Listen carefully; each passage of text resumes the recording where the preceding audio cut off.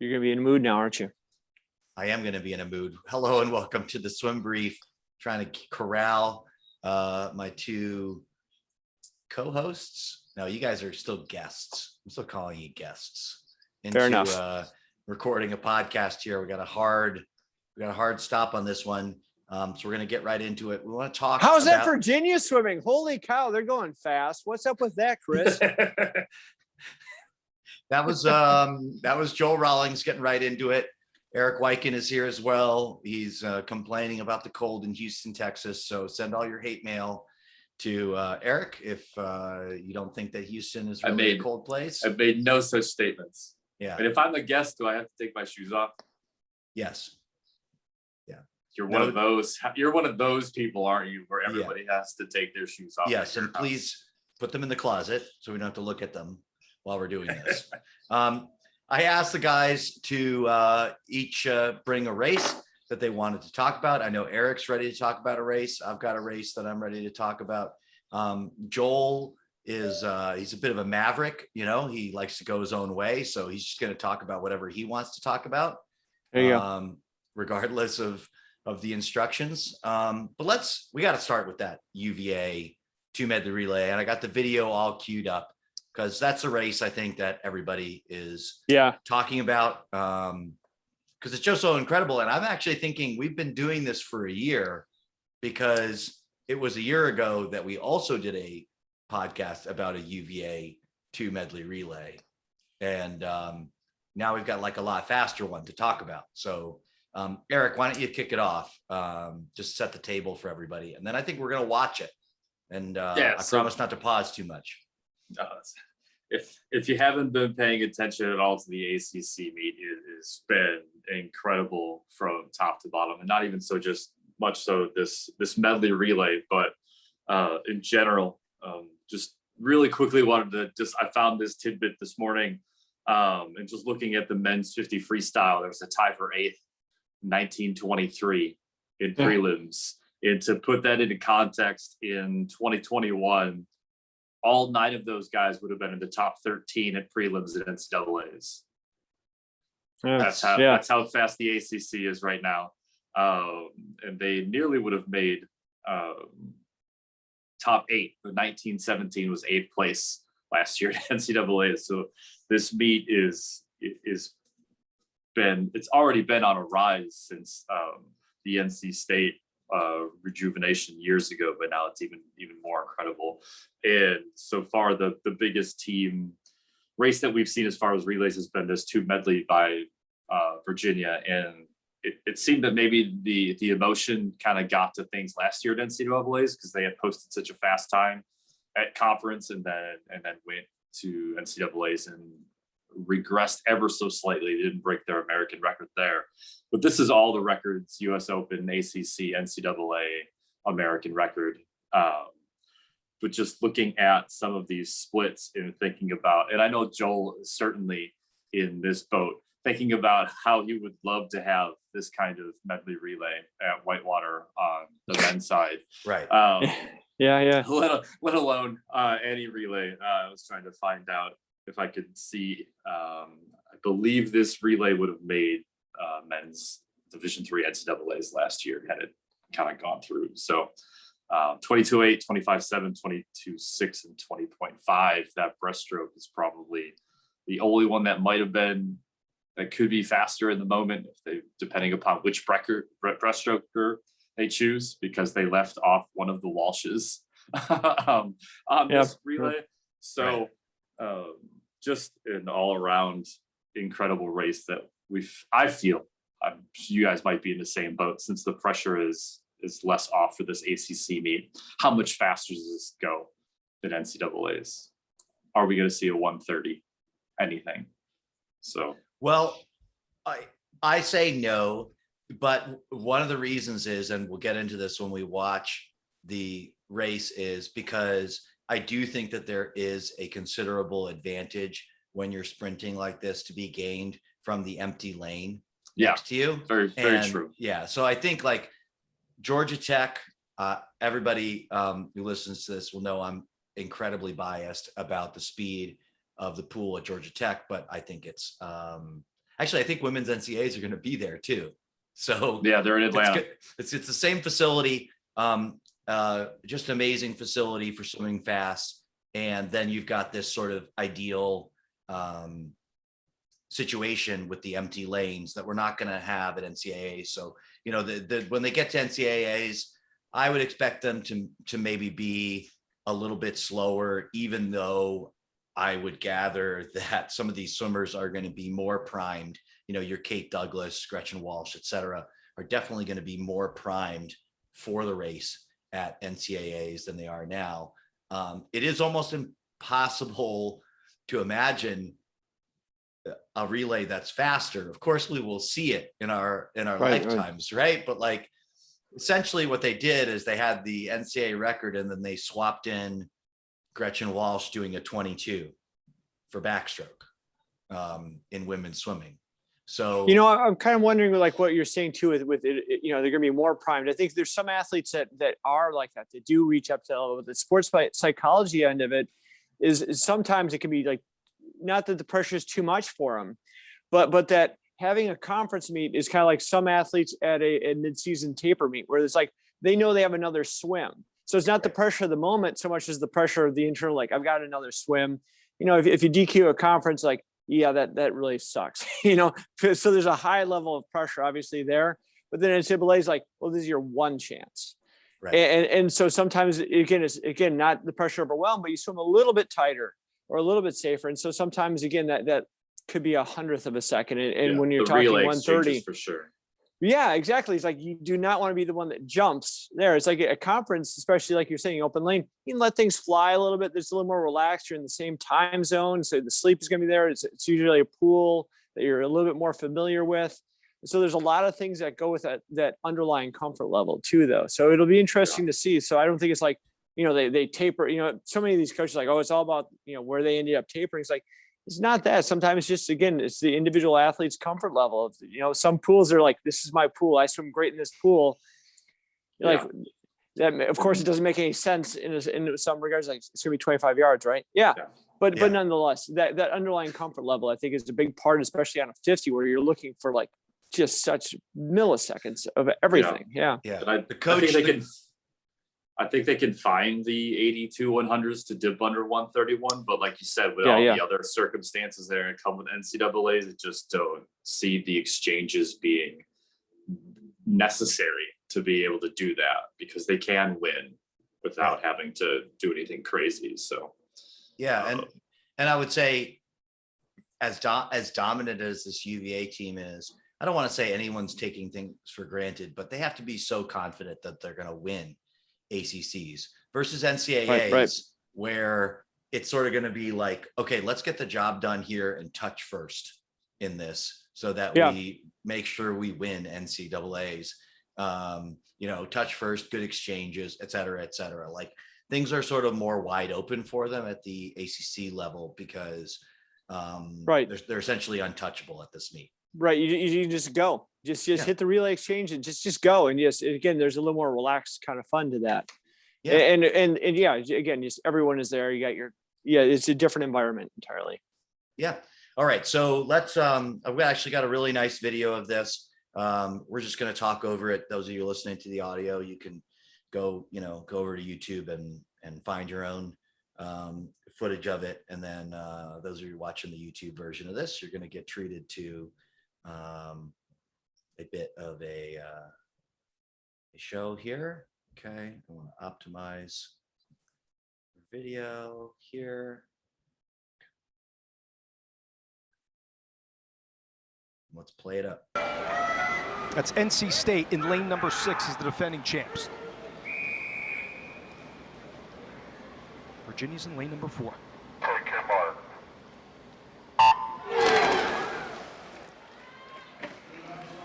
And for NC State, it's going to be Catherine Burkhoff to start here with the backstroke. Again, they're in lane number 6. Louisville's in lane number 2. Florida State's on the outside with Quaglieri. What do you guys see from Walsh Gretchen Walsh that in any individual makes her events today, different so from this is her other women backstrokers? You know, like obviously she's just sort of taken things to a whole new level with this 50 backstroke. Do you guys see anything? she's powerful. You look at the rate that Burkhoff can hold relative to the rate that she's swimming with, and they're visibly different. Yeah. But there's so much more power and connection with her stroke. I didn't count strokes watching this race to see where they were at.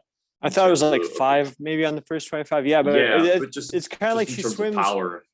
like I don't know if everyone uses this phrase, but it's kind of like she swims big, where it's like the distance she's getting per stroke. And you think back, I always like watching the older clips of swims too. When people are doing 50, it's like tempo, and just spinning the heck out of it. And this is like, again, like you said, it's engaged. She's holding the water a lot better. It's not spinning. And I think when you spin, there's a tendency to also slip. And they're just thinking, as long as I move my arms fast, everything will take care of itself. She's holding water. And you look across the pool, you're seeing just how, again, people are kind of catching on to the same things where the starts, every one of those starts, all 4 of those lanes you can see are great starts. Everyone kicking out to 15. All the breakouts were really we're hitting it. They're in on their turns. They're great breakouts coming up. So, I mean, it's amazing too, the depth and consistency of swims, throughout NCAAs now. Yeah. All right. Event, she really wants to get up there and give her Pretty nice transition breaststroke. first exchange, which is exactly what she did. Great split there, 22-82, bro. Yep. From the freshman Walsh. Look forward to And you her see the along wake with pattern. You assistant see, Alex obviously, Welsh. lead Trying to versus find versus State in to second. 20-24. They're just striking the Have a water pistol slightly between differently. Virginia, North Carolina State. Again, when she goes, you see the splash is different than the one next to her. Again, when you're making waves like that, that's energy leaving the system. Yeah. She's keeping it within her swim. And that's everything. It's like, you're looking for hundredths of a second here. This one, she might almost looks like she's kind of over swimming it a little. Yeah, bit, the but fly again, looks a little Yeah. amped up. Right. Yeah, it's extra torque on all these strokes. Yeah, she had Yeah. 2 kicks at the surface before she took her first stroke on that second And the same thing, you 25. look in the wake pattern going straight up. When that's happening, it's like, again, the hands going straight down. So there's energy that's going into more of pushing up down versus, back on the water. But again, just across the board, looking at these turns, those breakouts, how smooth that Oh my breakout gosh, is just that's amazing. Is there anybody? There are a few people. I shouldn't say is there any, but there are few people in NCAA swimming with that smooth a transition. Yeah. Like Kind of absolutely reminds me of like incredible. Abby Weitzel from a few years back. Yeah. Yeah. It's the same. It looks like she's like getting up on glass rather than, Yeah, popping through. You think about her and you look at there's so much depth and versatility in that team, and she's the best 200 breaststroker in the country right now. Also the best 50 freestyler in the country right now. Right, also right. Probably the best IMer. It's like who's had that range and besides her teammates at this point. And Right. she's on, and I was just thinking about it earlier, and you don't see a lot of pretty much anything in the results. And granted, the 4 IM, I think, was this morning, but this team is so deep, and these swims are happening and are so great that it's overshadowing the fact that they have Emma Wyant on this roster, and she's an Olympian. And it's just been like, it's just a testament to how fast and deep this team is, to where, an Olympian is just kind of an also ran.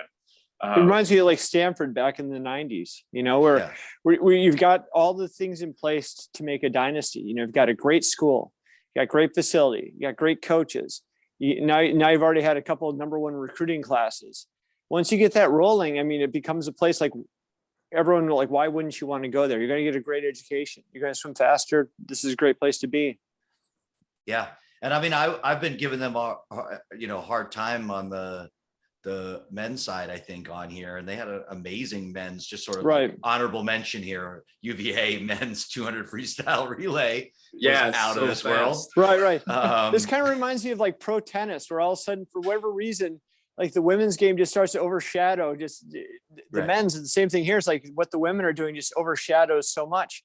So I was wondering, do you think it's because there was so much room for I don't know, it's not a great phrase. It's the only thing I can think of off the top of my head, though. Room for improvement from women swimming the past 12 years versus men swimming. So like the men, you're seeing like, hundredths of a second, versus women, you're seeing tenths of a second in a 50. Right. changing where it's so much more eye catching. I don't know if that's the right way. I'm just kind of thinking of it right this second, you know. Well, No, I think you got a point there. I not smart enough to know what the heck is going on, but it does seem like records wise, things are just a little bit more exciting in women's swimming at the moment, that there are these sort of big leaps, and you look at all these events, and there's so many like really, really great athletes that will compete against each other in a way, like, you know, you got Maggie McNeil. Like I want to see her go up against Gretchen Walsh in a 50 back. Like I want to see the outcome of that. And that's just like a little thing, you know, that we're maybe going to get to see at NCAAs. Or is it like a Caleb Dressel hangover where everyone was like so amped up to see Caleb Dressel that became the one thing to kind of look at in men's swimming? But like you said, on women's swimming, I mean, there's like, off your top of your head, probably like 8 or 10 that you're like, man, I want to see this race. I want to see this race too. Yeah.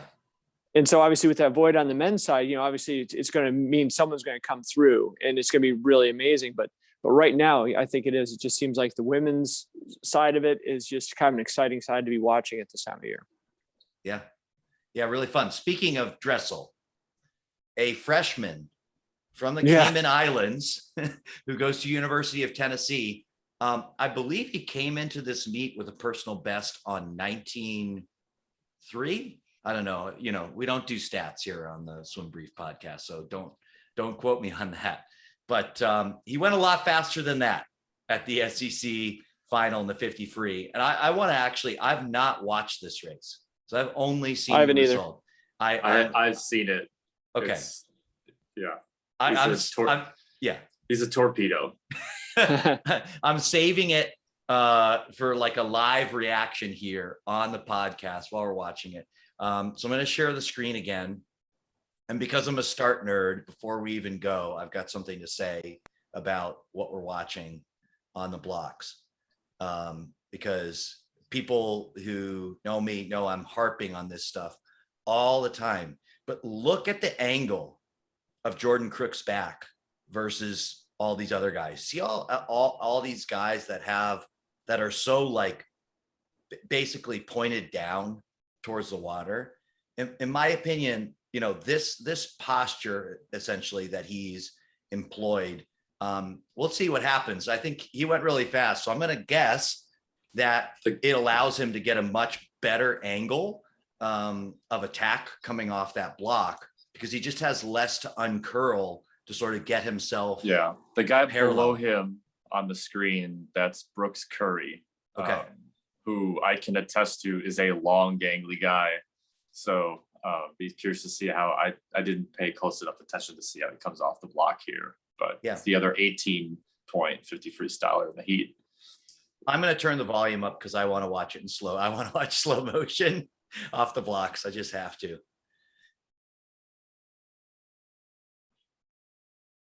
But yeah, I love his posture. It's just, you look like it's going exactly where he wants to go. And all these other guys look very tense. He looks like he's got just the right amount of tension. He's also not grabbing the block yet. All these other guys are either resting on the heels of their hands. They're torquing for seconds and just taking power away. Okay, here's the start. Yeah. So you see how Crooks here in the middle, like he's going out, and Brooks Curry is already at a downward angle. He's just left the blocks. He changed his posture as soon as it was take your mark. So if you watch Brooks Curry's back, it just, he definitely flattens out his spine. It just happens to have a higher hip angle because his legs are so long. Yeah. Too bad. Okay, let's turn it live and see how these guys get out to 15.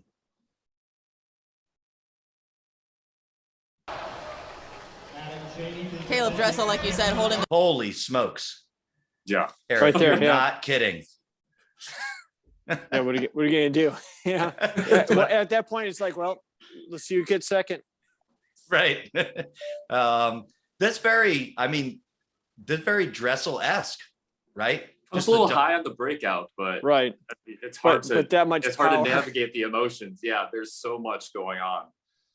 Okay. You know, I wonder too, like just again, just think of this as you guys are talking. When you make this significant of a drop and never really being this speed before, it's gotta be Don't something on know the how to nervous handle system. it yet. Yeah. Yeah, the nervous system is like it's like, you know, and I think that's where towing comes in with a lot of these athletes. Is kind of starting to prepare them for the speed that you think they're going to be, or like you see a lot of NCAA teams will do like, you know, fast suit Friday or something like that, where they'll have it in practice, just starting to kind of prep the nervous system for this is what it's going to feel like on that breakout or hitting underneath the water.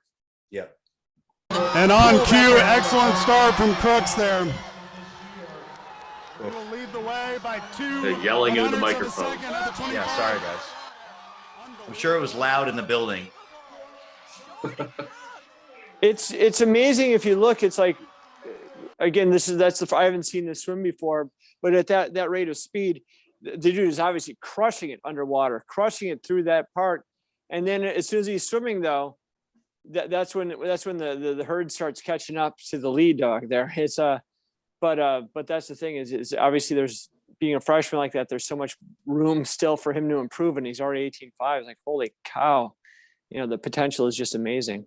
Yeah, you mean you can see Curry, who's Olympian, obviously made the Olympian on the basis of his 100 freestyle in long course. You can see he's a superior swimmer, actually. His Right, last right. 12 and a half, he just reeled in, Right.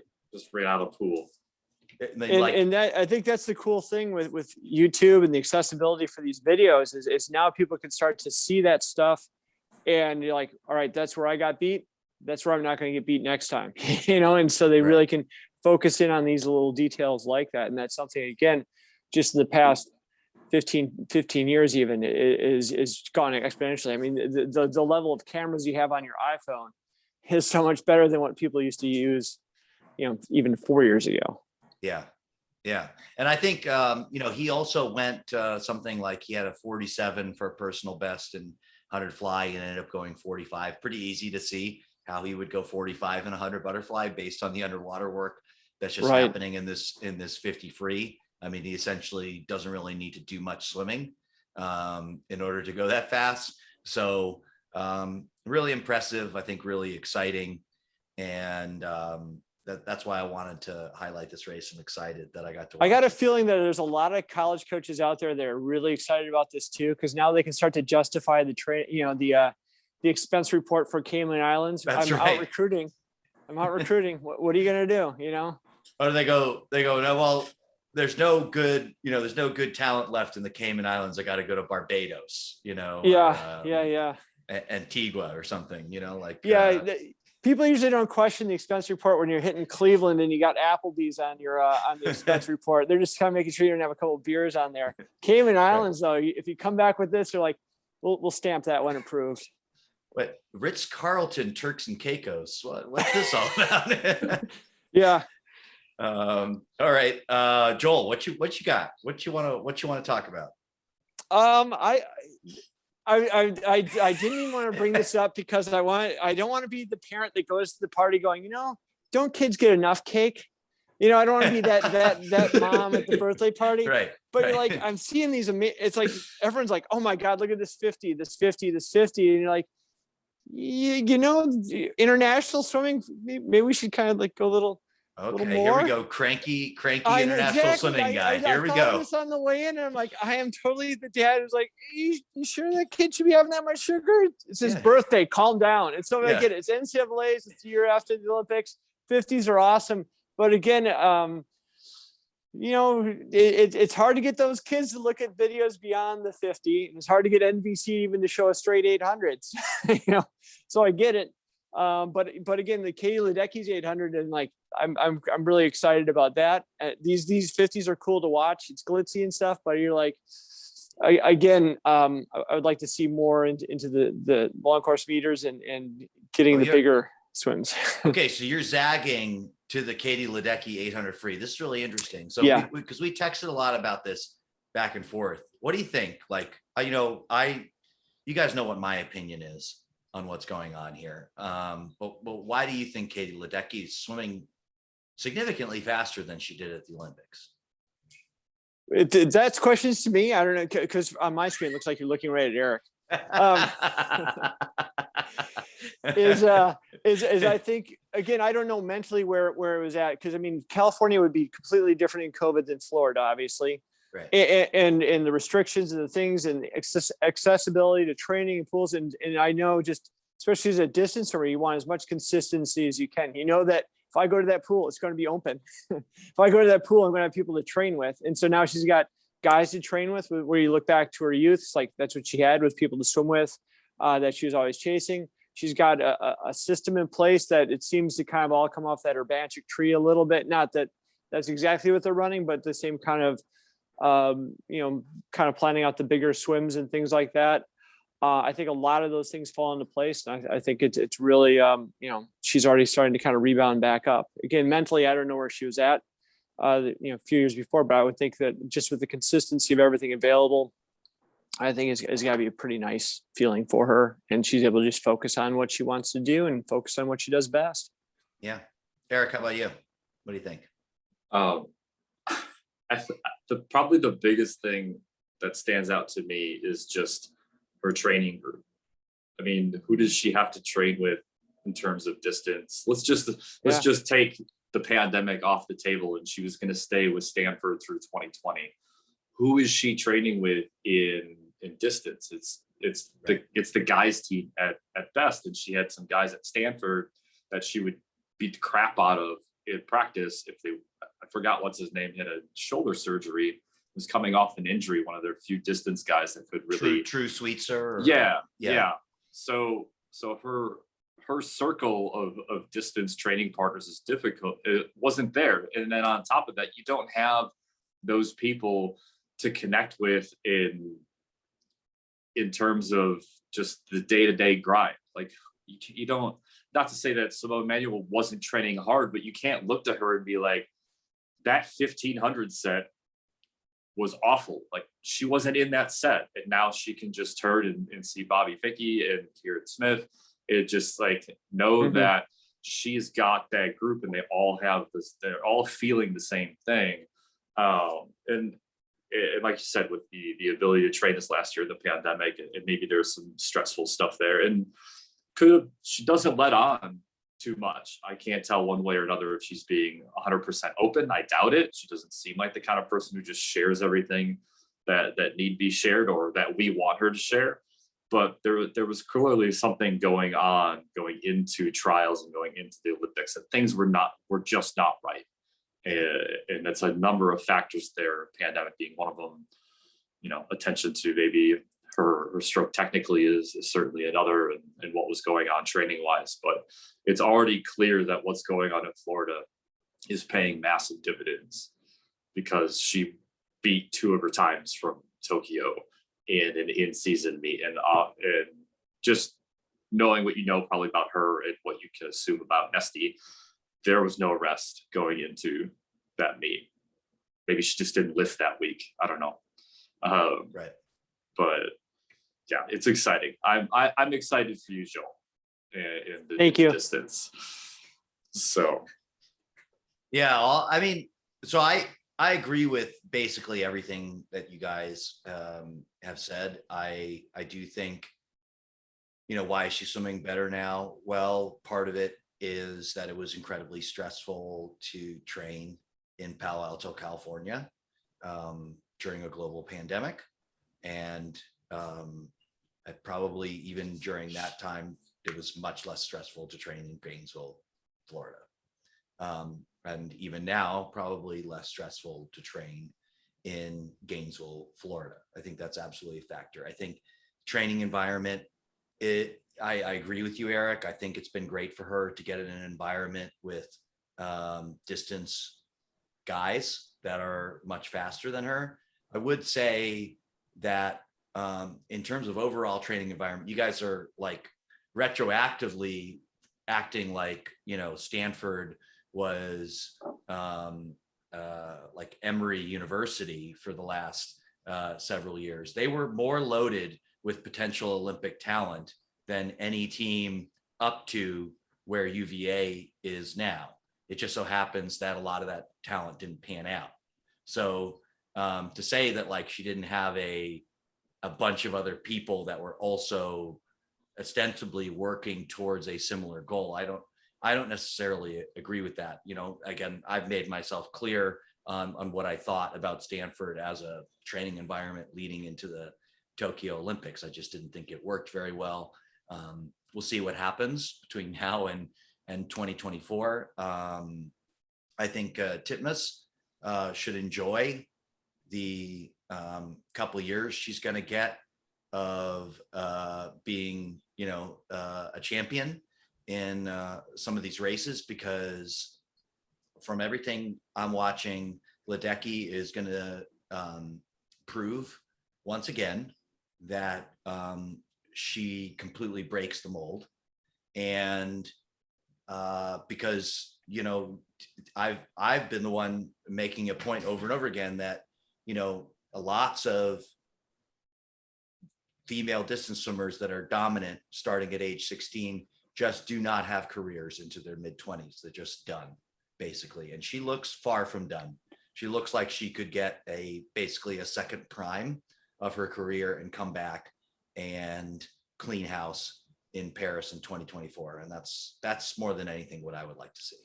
See how much more fun the podcast was when we were talking 50s. I bring up 800, and seriously, it's like the color went dead. You know, everyone's like talking lower now. You know, part of we what have you're saying, time. with, It's an with, 800. There's plenty of time to talk.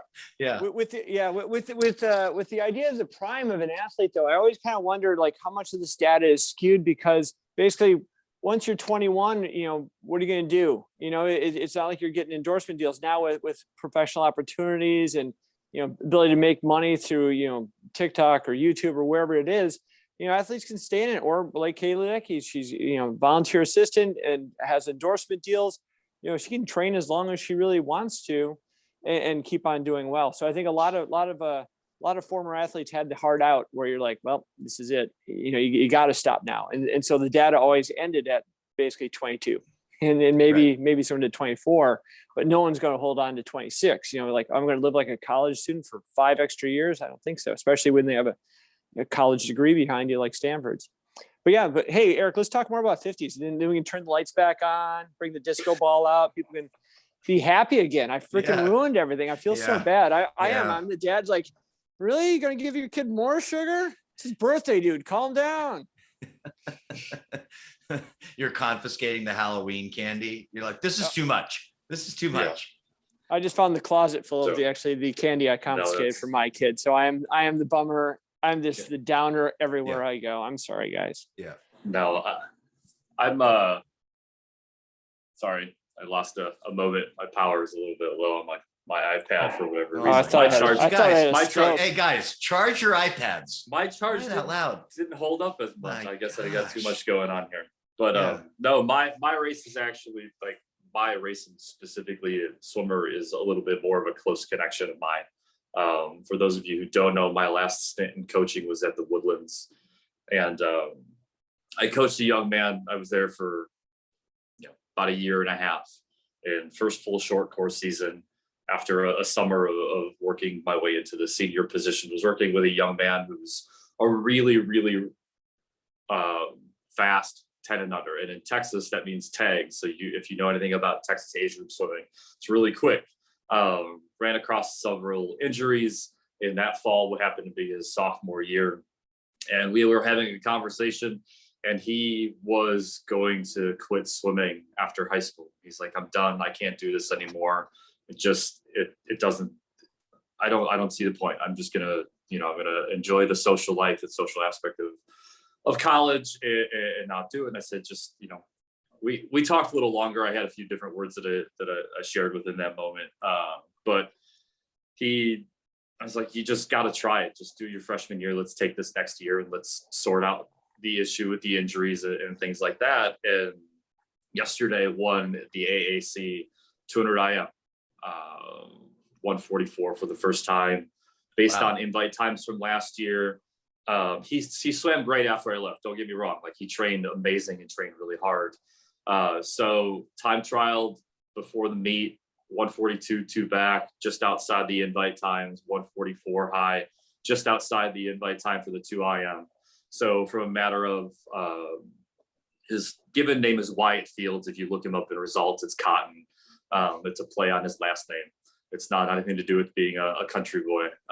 But just to see somebody go from being very talented and being very into it and introspective and thoughtful and wanting to leave the sport to now in his freshman year, knocking on the door to making NCAAs, which is no small feat, no matter how good you are. So that was my race. Is won the 200 IM yesterday at AAC. So I thought your race was the 200 medley. I'm sorry.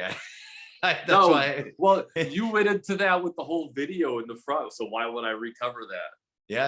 No. I got it. Congrats to Cotton, and wonderful job out there at the, what school is he swimming for in the AAC? He's at SMU. Okay, cool. Yep. Yeah, they're doing really well in there. And I know Joel's got to go, so we're gonna wrap this one. No bonus content this week. Sorry, everybody, and we'll talk to you again next time. Thanks. Okay. So it's amazing. Just kidding, everybody. We Yeah. are recording bonus content. Yeah. So it's amazing how big of a backseat the Big Ten has taken this week.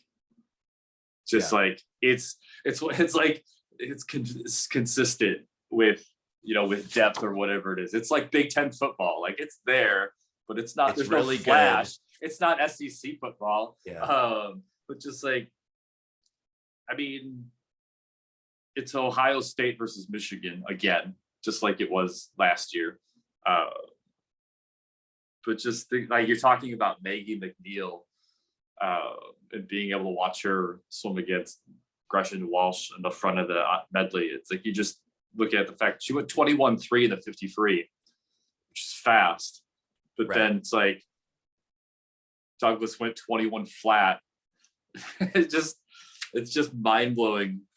Some of the stuff that's coming out of these meets. We didn't even really get into too much of the SEC, other than you know, we had Ellen. Is it just Walsh? Ellen Walsh. Ellen Walsh. Yeah. Okay. That's an ugly double to take, man. I mean, obviously the 4 IM has to go first. That 100 fly doesn't. That 4 IM is not a win after 100 fly. No. But and then I saw Sates is in the 2 fly today. Okay. Which is, yeah, it was on Swim Scam. But they made note that he was opting for the 2 fly today, and it's like, well, look at the lineup. Like, yeah, his other option is the 100 free. right. Why? Like, he could just do the 2 fly, lead off the 4 free it to get that cut if he needs to. But what's he gonna do on day 3 at NCAA? It's not the mile. It's 2 breast, 2 back. Those events are, well, yeah, it's just good. It's just interesting to see him go through his first full short course yards prelims finals conference championship meet, coming from a place where it is basically a lot of individualized swimming, Right. you know, and now all of a sudden he's part of the team aspect. I back to your point about Big Tens. The thing that confused me, and this is just like a real inside baseball criticism. I don't understand why they are having prelims that start at 1 Eastern and finals that start at 8 Eastern. Like Big Ten's always does this. They always have late prelims. They always have late finals. But like the NCAA meet is on the East Coast, guys. So like you've just decided to, for the purposes of some mysterious inside Big Ten reason, to like hurt all your athletes and their preparation. I don't get it. Is it they're allowing, does it give them more time to wake up and have better prelim swims? Is it just a matter of like, are they going from the physiological response aspect of it? Like, that's the only thing that makes sense to me, is that they do that big shift to that side. I don't know. And then what meet is it? Is it SECs or whatever that starts super early? SEC prelims are starting at 9:30 in the morning. Yeah. So it's Yeah, quite and a they're- range.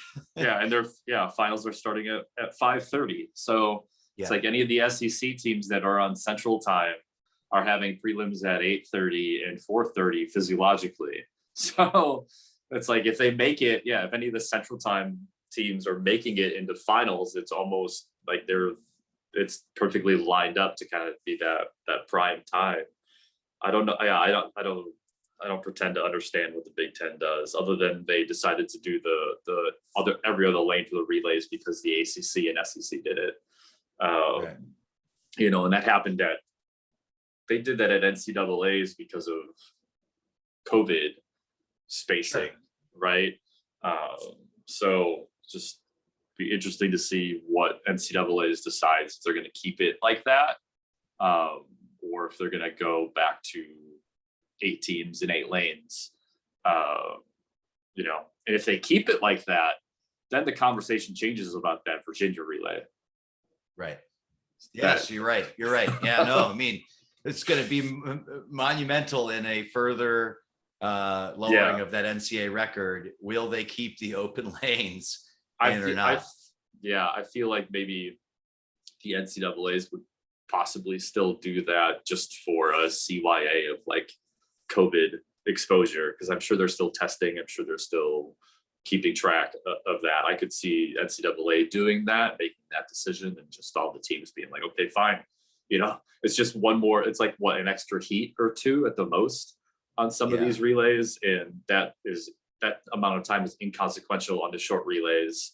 But I don't know. I kind of feel like, yeah, you're right. That may be the justification that's doing used to it. I don't think that anyone actually. But having empty lanes at a swim meet prevents the spread of COVID. The real reason is for fast. Yeah. The real reason is to see these relays maximize the amount of speed that they can carry. I don't know, man. It'll be interesting to see what happens over the next couple of weeks with Pac-12s coming through in Big Ten Med, and whatever is left of the Big 12, which is going to make SECs really, really interesting. Because if Texas is going to care at all about doing well at SECs, they're going to have to rest. They're not just going to be able to treat their conference meet as a tune-up before they go to NCAA. So it'll be wild. Are they still? I can't even remember. Are they still planning to follow the buyout at 2025, or are they gonna? Hey man, you know, I'm not a good sports ball fan. I don't know this kind of stuff. Yeah. Pac-12s. I'm excited. I was texting last night with Matt Leach out at Washington State. He's really excited for the meet. I'm excited to see how some of that crew does. Maybe they can move up a rung this year in the Pac-12. I'm excited. All my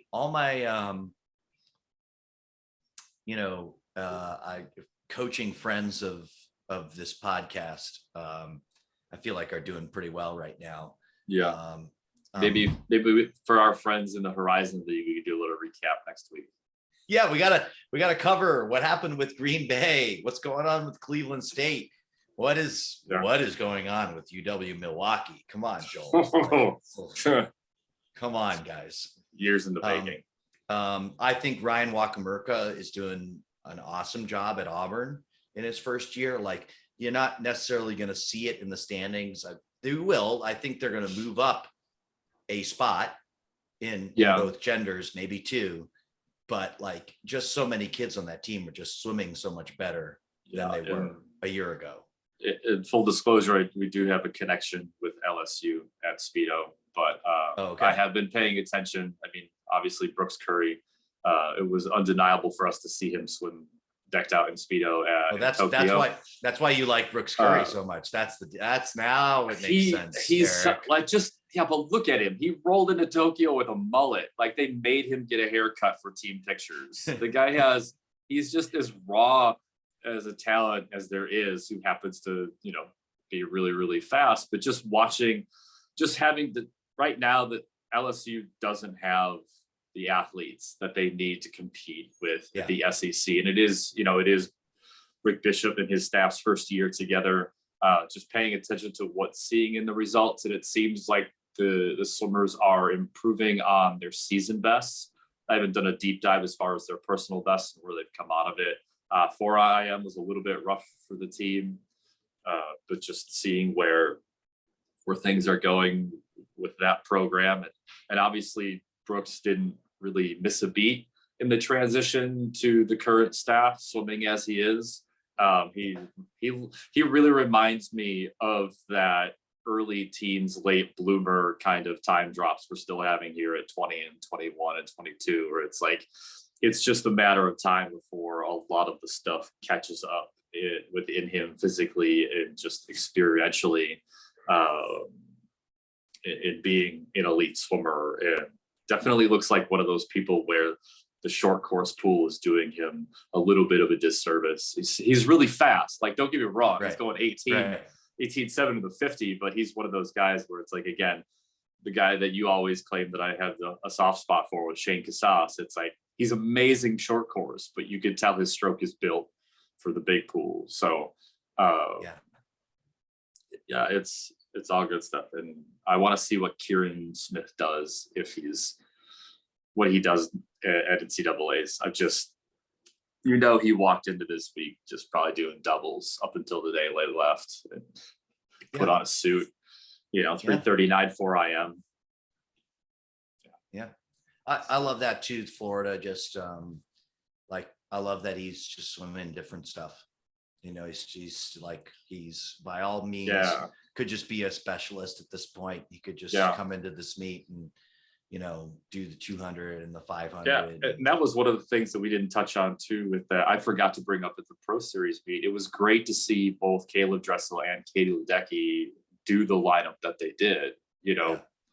Caleb could very easily just do one event a day, get in, get out, nothing. And he's not afraid to do work. We obviously know that. But I love anytime somebody is doing a 200 free when they really don't do it all that often. Granted, he's elite.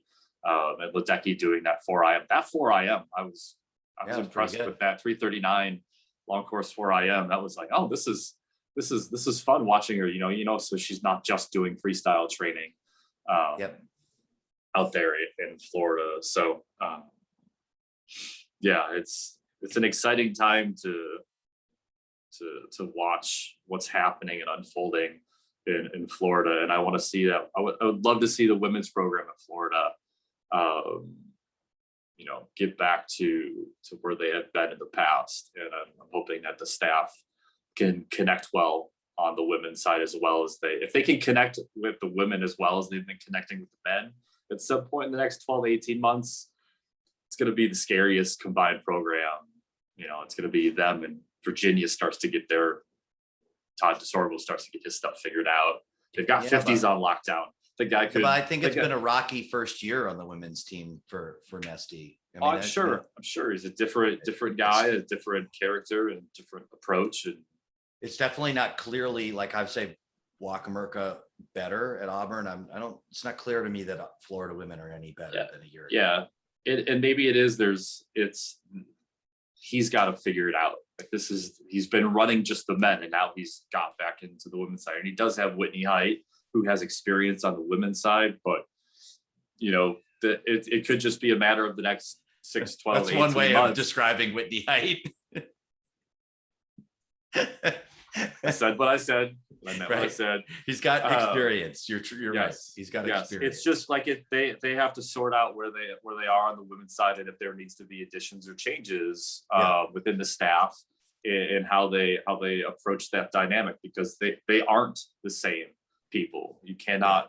We all know you cannot coach and communicate with women the same way you can with guys, no matter how tough and grizzled a woman might be mentally and emotionally. Because Katie Ledecky's tough, but there are going to be times where it's like you just can't say the things that you can to a male athlete. That if you called me an idiot while I'm training, if I'm a 20-year-old guy and you say you're being an idiot, yeah, you're right. And then maybe on the women's side, they're going to internalize that. They can beat themselves up more so. Maybe At times. I'm not saying it's everybody, but I don't know if There I have can been- co-sign your generalization here, but There have been times where I've been told, based on what I said to an athlete, which wasn't even "you're an idiot." It was just things were taken in a way, and then just they spiraled. So I'm just saying, men are a far simpler animal. that's certainly true. All right, we're gonna wrap up the bonus content there. Everybody, check back next week, and we'll talk to you soon. Thanks, Bye, Chris. Eric.